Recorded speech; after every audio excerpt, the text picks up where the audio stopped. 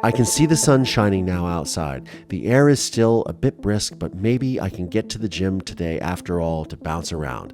I'll sign off for now. Take care of yourself. Remember, you do not walk alone. We are always with you and love you dearly. Don't ever forget that. So who is always with me? And I never walk alone. Is he alluding to my mother, who he murdered? Testimony continued today in the most notorious criminal trial in Richland County history. Dr. John Boyle is accused of killing his wife Noreen and burying her body in the basement of his new home in Erie, Pennsylvania. The 12-year-old son finally took the stand. As I heard a scream, I heard a thud. It was about this loud. We, the jury, find the defendant guilty. When I was 12 years old, my testimony sent my father to prison for murdering my mother. This podcast serves as a type of therapy and reconciliation for myself, and it is my hope that it helps anyone who has experienced deception, betrayal, and dark trauma. I'm Collier Landry, and this is Moving Past Murder.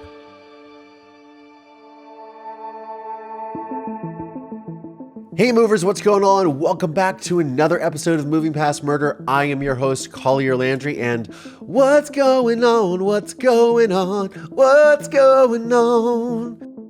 Oh, wow. Another week is in the history books, and I guess, I don't know. Is Elon Musk still buying Twitter? Is Kyrie Irving going to come to the Los Angeles Lakers? What is going to happen to Kevin Durant? Now, for those of you that don't know, I'm a basketball fan.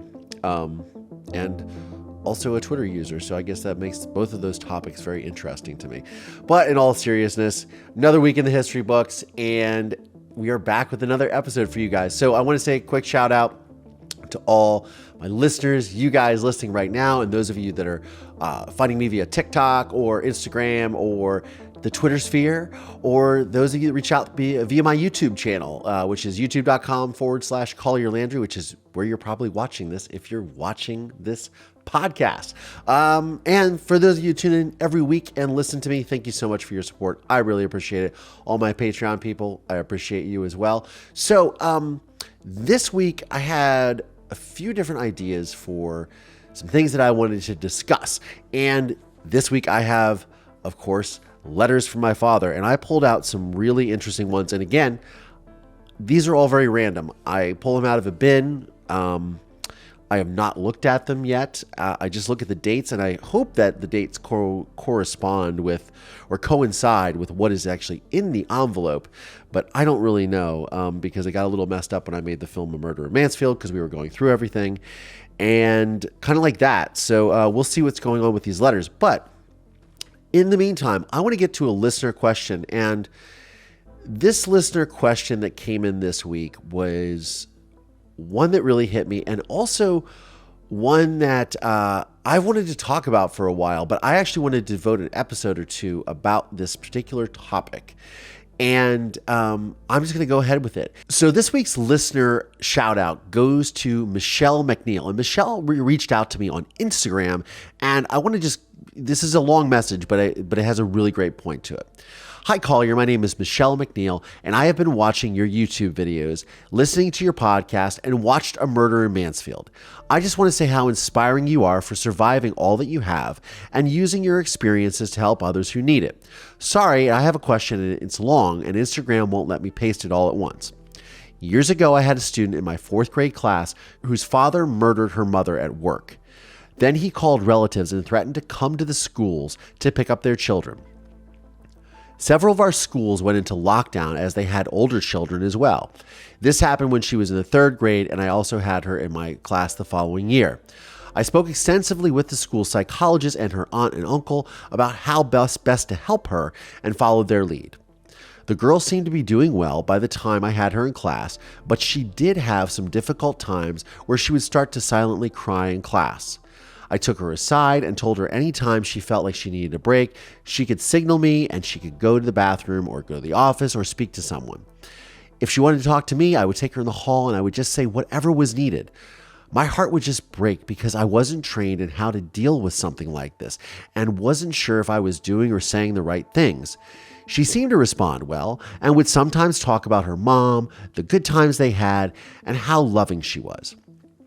I would offer her a safe space and as many hugs as she wanted. I think it was all I could do. Long story short, my question is there something else that teachers can do to help kids through something like this? Did any of your teachers do anything special for you? There are other forms of trauma that I see almost every year, and I tend to be there and offer safe space for them to vent if they want, and I don't push or ask for invasive questions. I've heard you talk about just wanting to feel some normality during your life, and I try to offer that for the time I have them in my class. Many times, I had never seen my students once they move on to middle school, and I think this family left our district. So I don't know how the kids are doing. I say a lot of prayers for all my kiddos, and I hope they are surrounded by good and loving people. Oh my God, this is such a long message. Teachers are not always known for their brevity. Take care, and know you are doing amazing things for anyone who needs to know that they are not alone. Sincerely, Michelle. Okay. So as I stumbled through that, apologies. This is a really interesting question in a lot of ways. First of all, it's very tragic what happened to this girl. I mean, my heart breaks hearing this, and also knowing that the teachers, I'll say this. In my opinion, being a teacher in this world is one of the most important occupations an individual can have, because you are working with impressionable young minds that are shaping the future of our planet, really. And it is not an easy job. And as of late, it has become a rather sometimes dangerous job. However, I will say that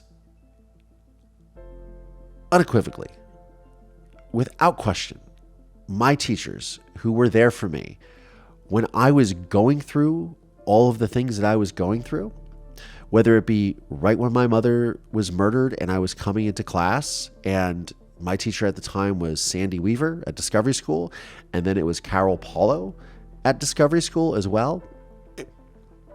Those teachers really were very impactful for me, and they always lent an ear to me when I needed to talk. And a lot of people ask me, whether it be in DMs, whether they ask me personally, or they reach out to me, and they ask on Instagram Lives or on TikTok. A lot of people want to know what I did for therapy and how I got through this.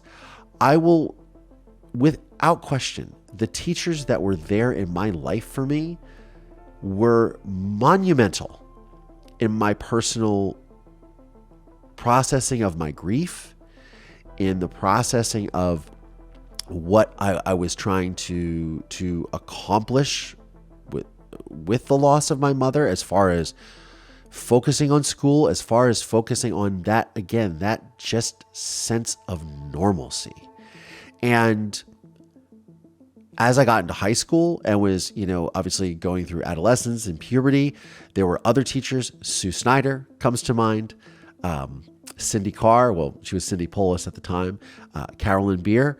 Those were all my English teachers, actually, in my high school. And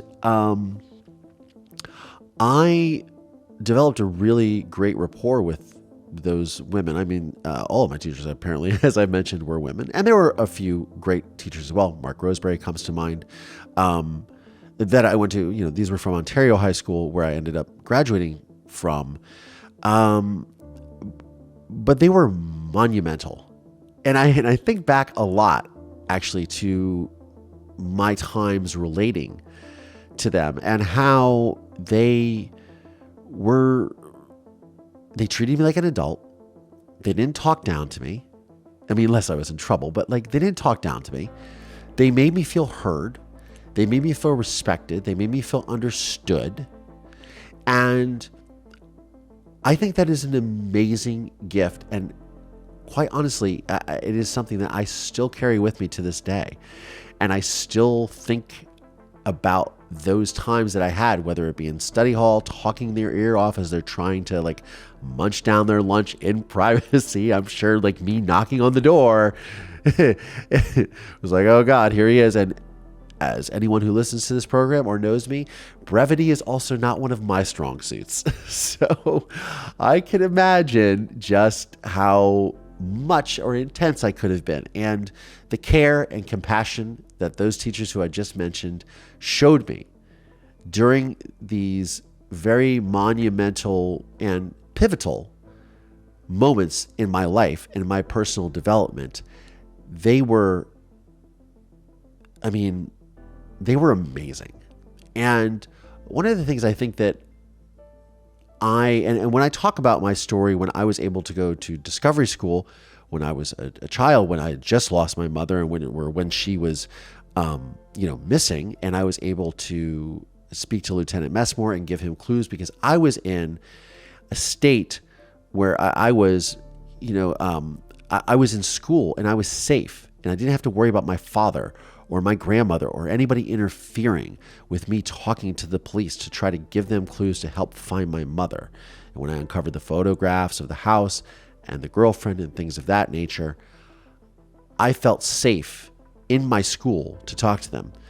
One of the things that I feel about with the pandemic, when kids weren't able to go to school, when they weren't able to leave households where they were abused, or one of their parents was suffering abuse, or the whole family was suffering abuse and neglect, or even hunger, or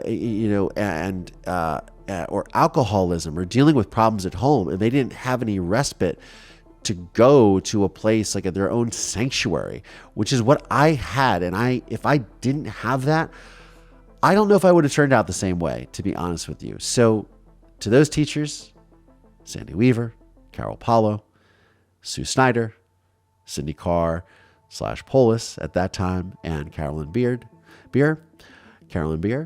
Mark Roseberry, all of you guys were very monumental in making and creating and helping shape the person that sits before this microphone and this camera right here, right now. So teachers, without question in my mind, are priceless.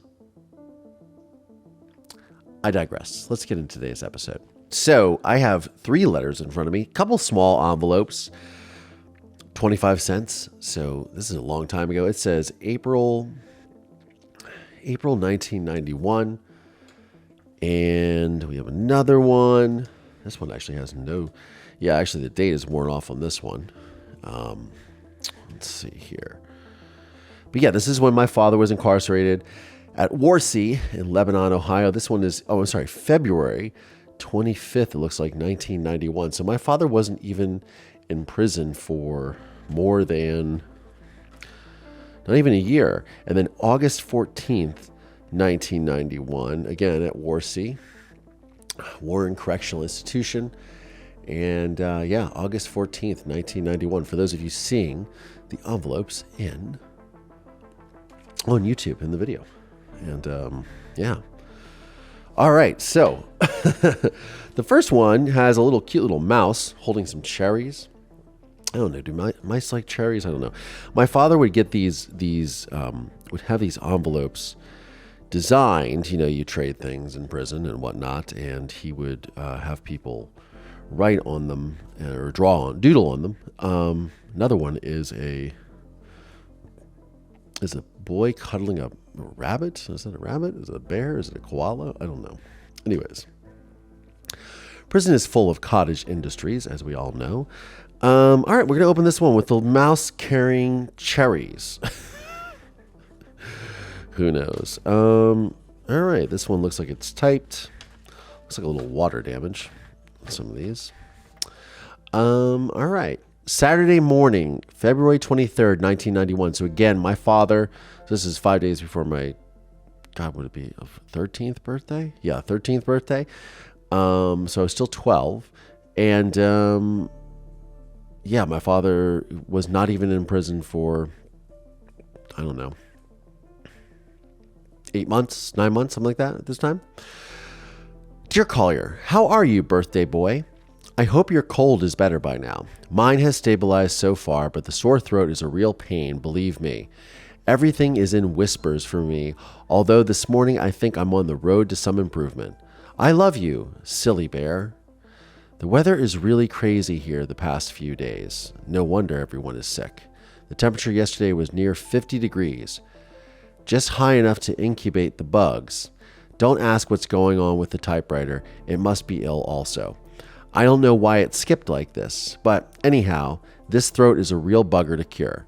Most likely viral in origin as opposed to a bacterial strep infection. Did you have to take any antibiotics for your cold? Hope it didn't bother your asthma. Have you been tapered off the medications yet? So, really fast. So, my father, obviously being a doctor, would care for me as a doctor would when I was asthmatic, because I grew up very heavily asthmatic.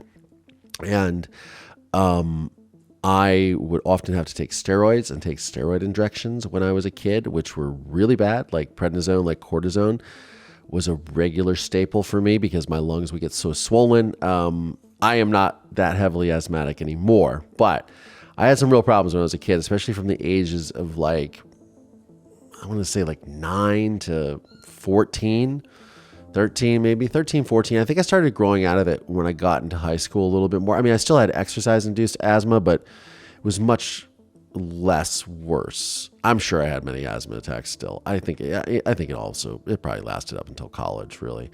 So I was heavily asthmatic is the point. So my father was checking on that, which is interesting. He's being very nice in this one. I saw something really gross this morning on the television. There was a commercial about Ninja Turtle cakes made by Hostess. Have you seen these? Have you seen them yet? Anyways, the cake was green and they said fresh baked from the sewer. How gross. I couldn't believe that they would even advertise something like that for people to eat. Yicko. I saw some of the Return of the Jedi on TV last night. Did you watch it? I can remember sitting with you as you watched that show for about 100 times, a conservative estimate. I can remember when you were younger and afraid of Darth Vader. We were at the mall and he was there to get a picture with him, and you were really afraid of him. You wouldn't let go of mommy and my hand as you were staring at him as though he was going to take you away from us. No chance. Eventually you had your picture taken with him and all was well after that. So this is a really interesting thing. All right. So for those of you that, so of course I was into Star Wars, as most people my age growing up were. I mean, I don't think my father watched The Return of the Jedi with me 100 times. I don't think that ever happened. I do remember going with my parents to see Return of the Jedi in the movie theater in Mansfield, Ohio, at Kingsgate Cinemas, I'm pretty sure. But interesting because Darth Vader was Luke's father and betrayed his son. Very interesting. And killed a bunch of people, too. Might even killed his mother, if I'm not mistaken. I guess I'll have to watch the prequels to figure that out again. I don't know. This is a weird one. How is school going? What is your best subject? How are the layups going? Still bouncing the ball? I haven't hit the gym too much in the past 2 weeks because of not feeling so hot, but that will change come Monday. I'll be back in action again. I just lost my appetite for any foods. That's what we get here. Quote, any foods. I plan to get into some serious exercise programs. One of the other prisoners is a type of trainer, and he wants to start me on a rigorous weightlifting program to tone up what's already here rather than become, quote, Hulk Hogan. So I'm going to give it a try and see what happens. All it is designed to do is to provide maximum efficiency and cut off some of the fat.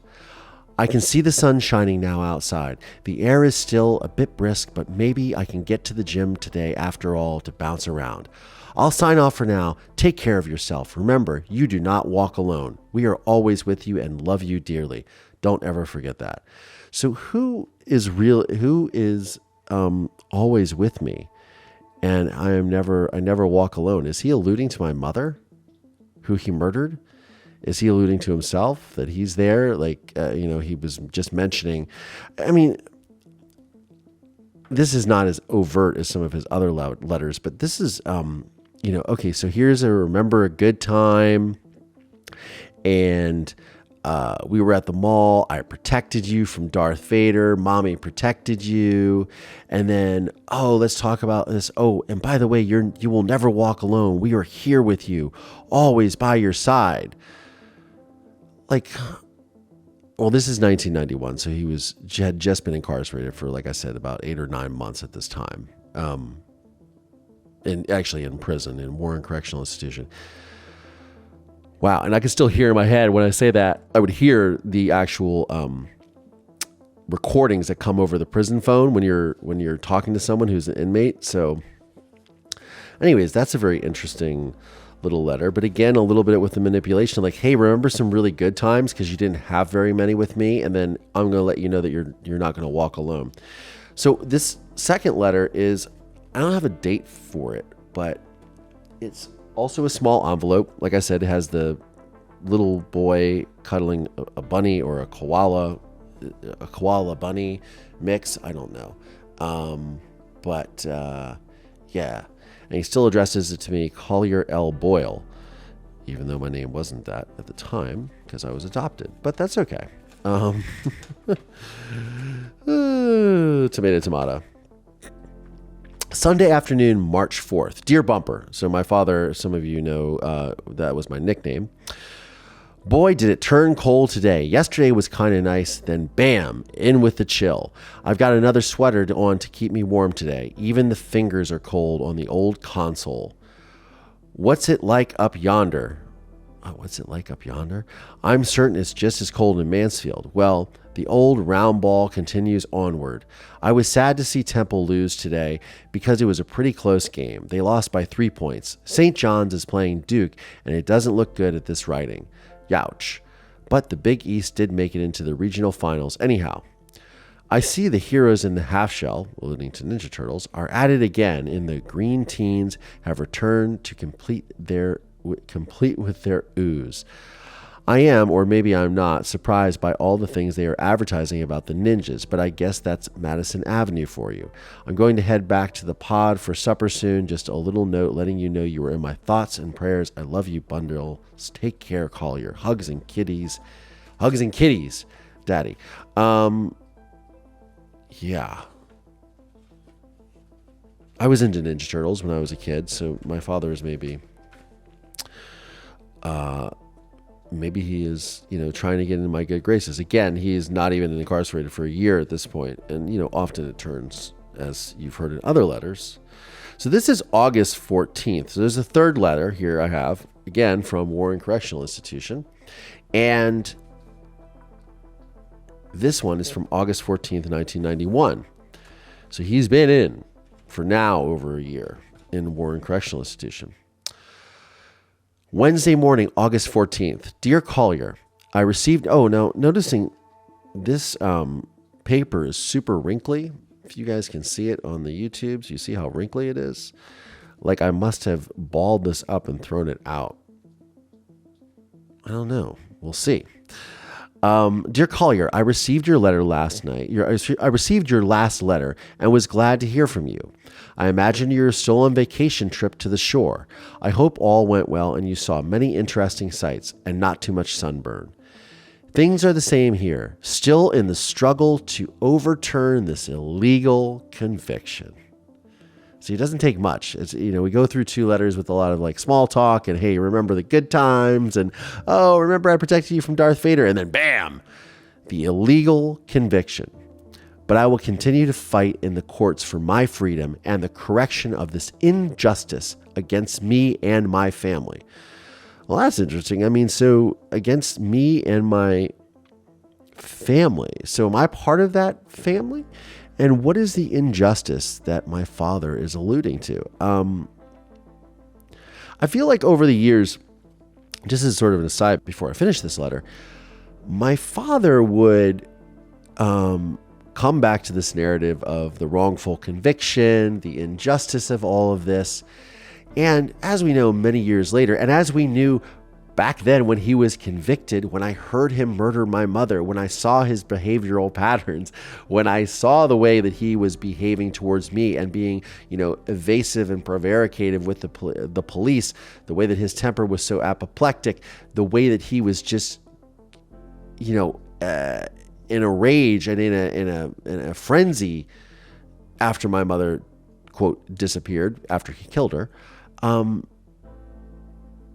It's so bizarre to me that someone who knows that they murdered someone who was there because they were there, they had to do it, how they can just try to project this other narrative on, your son, whose mother you murdered, and then on, obviously my father is gearing up to have an appeal, which he did, and he went through the appellate process, I believe a couple of times actually, grabbing for straws on a number of issues, from me being coached to Dave Messmore taking me to a bar and getting me drunk when I was 11 years old or something, like some ludicrous stuff. I have no idea. These are all things, and as we delve into more letters on this program, we are going to hear more of these stories. But this is fascinating, and him just really trying to project this narrative that he was illegally convicted. I don't know how he thinks that or what his rationale is, but again, you did it, man. Like, I don't really understand what else there is to talk about. So anyways, back to the letter. And again, and also the injustice against him and my family. He doesn't say our family, like referring to me as being a part of that family. Because I think underneath it all, he has this, resentment towards me for testifying, for being the one who led the police to, understand that my mother wasn't just a missing person, but was rather a dead person, a person that was killed by my father, and then they found her.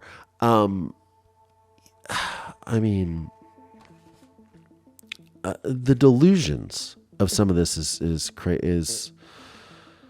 I don't like to use the word crazy, but it is mind-boggling for sure. You sound anxious about your new school. Hope you like it. Sounds like Discovery School was beginning to be a problem for you, was it? I don't know much about the Ontario Middle School, but I imagine it must be okay. Well, actually, yeah. So I had left my school, which was Discovery School, at that time. Recently, actually, they asked me if I would come back as an alumni and speak at an event. We'll see if that happens. But yes, things got very uncomfortable at the school because the principal, Lynn Riggebach, had adopted my sister, Elizabeth, and then they named her Caitlin. And this was probably 6 months after I last saw my sister because they wouldn't let me see her anymore.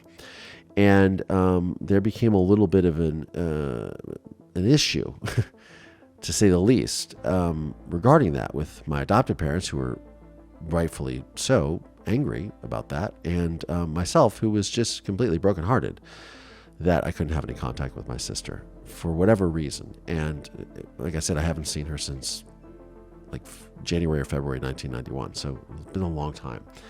And this was August 14th, 1991. So that's why we left. Okay. Back to the letter. Sherry and I have discussed you meeting with JJ. I think you had wanted that and spoke to Mr. Ziegler about about it, who has spoken with Sherry. So I believe JJ is who he's referring to is my sister Chrissy, who was born 12 days before my father was arrested. And my adopted parents were very, very proactive in trying to get me to see both my sisters after adopting me and trying to help us all forge some sort of relationship. With my sister Elizabeth, it was a no-go. With Sherry, she was amenable to it off and on, and I did get to see my sister when she was very little, and then as she got older, and we had a relationship up until when I made a murder in Mansfield. We even went to see my father together in prison before I made a murder in Mansfield. It was the first time we were all sitting in the room together for the very first time, and probably for the last time, sadly. But that was a very interesting experience, which I will talk about on another episode of the podcast for sure. We are waiting for approval from the Richland County Children's Services before any visits. So it's up to the RCCS to give us the go-ahead in writing and the okay from the juvenile court. Hopefully you will be seeing your sister soon. In the meantime, here is a nice picture of her. Well, I'm off to work. You take care. Write soon. Miss you and hope to get to see you soon. Get your pencils ready for school. Love, Daddy. Very interesting. And I don't know why my father refers to my sister as JJ. Is that like my father being John? Is that like John Jr., but not? I don't know. And there's some other things in the envelope here. Looks like support our troops. These are photocopies of, support our troops. Operation Desert Storm. I realize probably a lot of the audience was not alive for Operation Desert Storm, but that was a thing. The first Gulf War. Wow, lots of stuff. Operation Desert, lots of photocopies here from my father supporting the troops, which is always a good thing. But wow. I think every time I read these letters, no matter what, and obviously, like I've said in the program many times, I pull these out randomly, right? I'm never really surprised as to what I find, because I always sort of know what the narrative is. I think in that first letter that I read, when he's discussing the remember the good times, like, watching Star Wars with you, Star Wars, Return of the Jedi, 100 times at least as a conservative estimate, taking you to the mall to get your photograph with Darth Vader, but then you were scared of Darth Vader and we protected you and I protected you. And then, this sort of, I feel like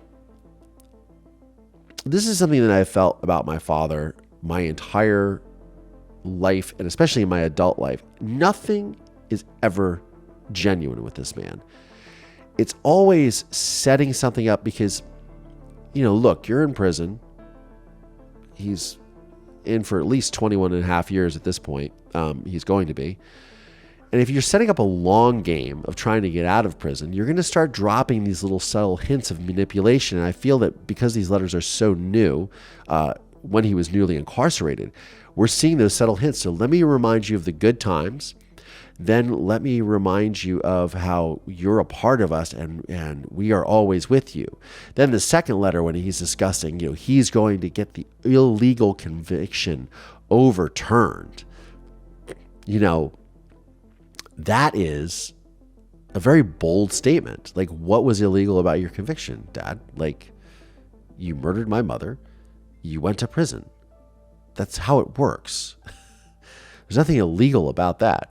And I feel like, a lot of times, when we look at the American justice system, and I know that a lot of people get very frustrated with it because there are a lot of technicalities. And I think that my father was at this time, and I remember as it went through later, years later, and as I've read some of these letters before on the podcast, where he was attempting to get an appeal, and he did have an attorney. I believe the gentleman's name was Tom Adgate.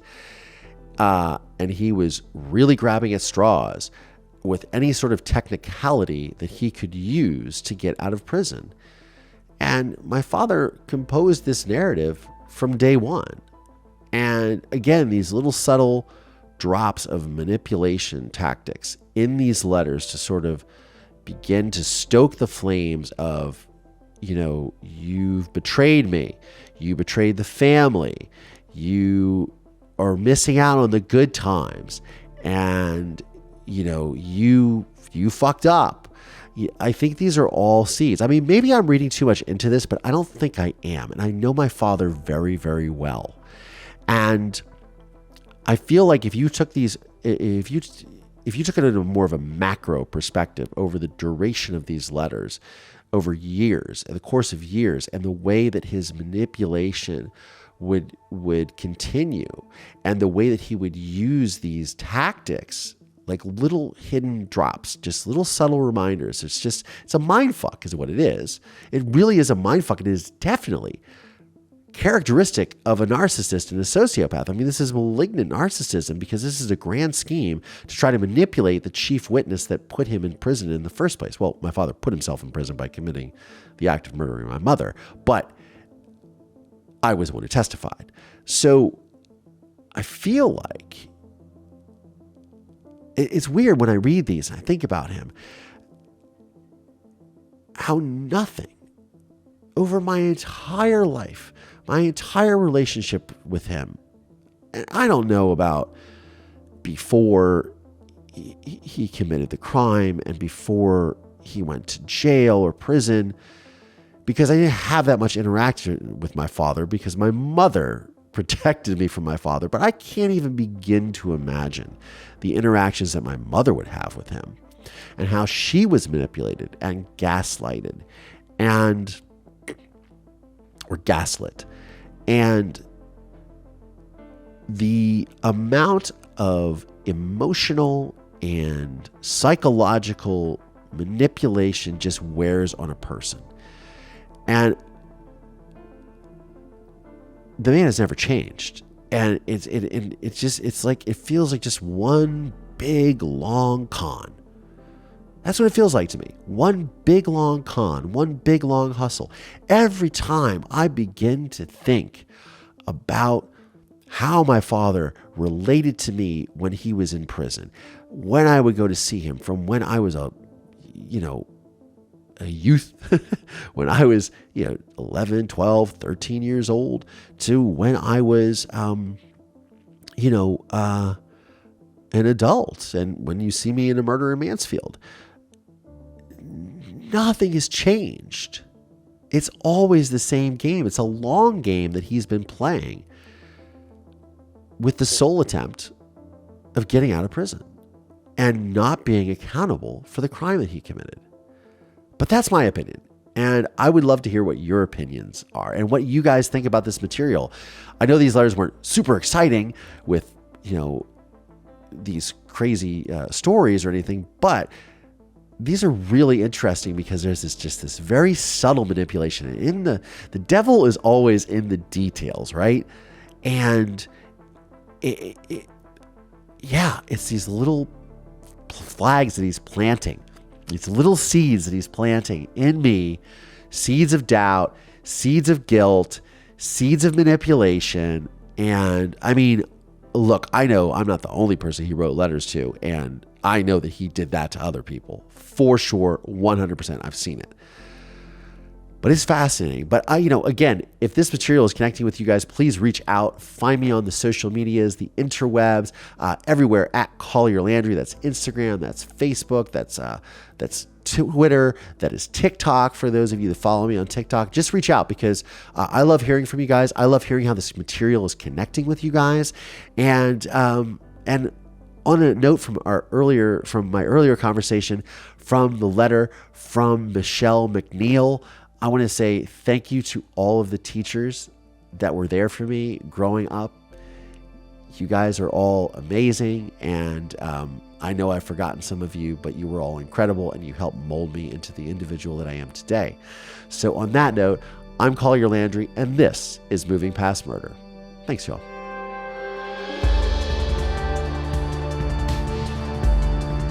This podcast is made possible by support from listeners just like you. Please subscribe via Apple Podcasts, Spotify, Audible. Find us on YouTube, youtube.com/Collier Landry. The film A Murder in Mansfield is available on Investigation Discovery, Discovery Plus, and Amazon Prime Video.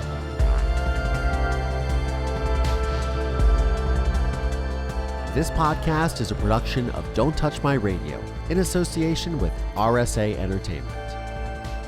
Please visit mpmpodcast.com to show your support today.